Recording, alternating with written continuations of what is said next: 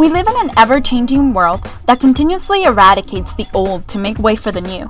The evolving pieces of technology that we use to enhance our experiences, capture moments, and develop our relationships have become devices we get to enjoy every single day. These devices have more complexity and more technology condensed into them than $60 million supercomputers had 40 years ago.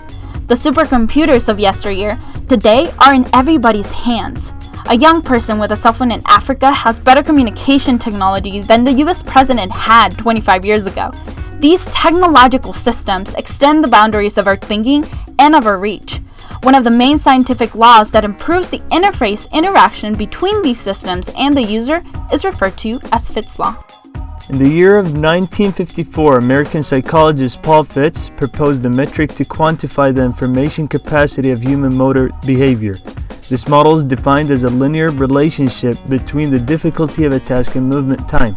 The movement time is dependent on the index of difficulty ID, and the index of difficulty is dependent on the distance of the movement D and the width of the target W. Fitts' law is an empirical determination of the information capacity of the human motor system, where one can target bigger and closer things more quickly based upon experience. Simply, it is the trade-off between speed and accuracy. This law is being applied broadly in user interface, including informational, navigational components, and input controls. One of the applications of Fitts' law is typing, which is present in our everyday lives as a way to build connections. While email is commonly used for business purposes, texting on cell phones is more informal and used among friends and family. According to a study conducted in Japan, the intimacy of friends who communicate face-to-face and through some type of texting messages is higher than the intimacy of those who only communicate face-to-face. For the most part, young people are likely to communicate only with close friends via cell phones, making it easier to share thoughts and feelings despite physical distance, and increasing the frequency of communication. Users of handheld and portable touchscreen devices hold them in a variety of ways and change the method of holding and selection to suit the position and type of input. While most users take a two-handed, two-thumbed approach, basic use of the phone is easily accomplished with one hand. Fitts' law formula applies only within the range of motion of our thumb. Fitts' law accounts for the reason for the positioning of certain elements. iPhone menus are placed at the bottom due to the way the phone is held. Another is to place high-risk targets away from highly used targets in order to help prevent user error.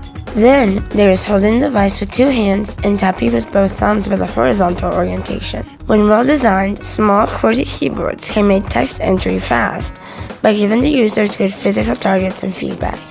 Here, Fitts' law is being performed in two areas concurrently instead of in succession. The total movement time is the same, but the user time is reduced. Consequently, the middle of the screen becomes more difficult to reach.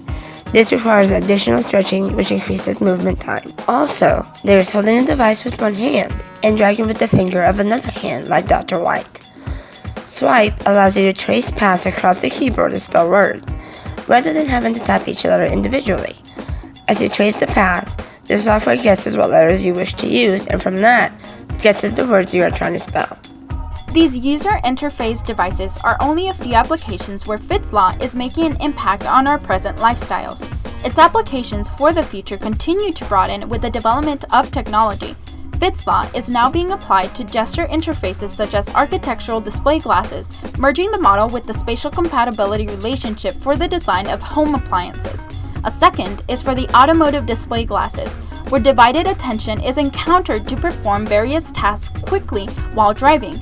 Many more systems use Fitts' law to simplify and enhance our daily interactions with the world. The question is, how will you apply it in the future?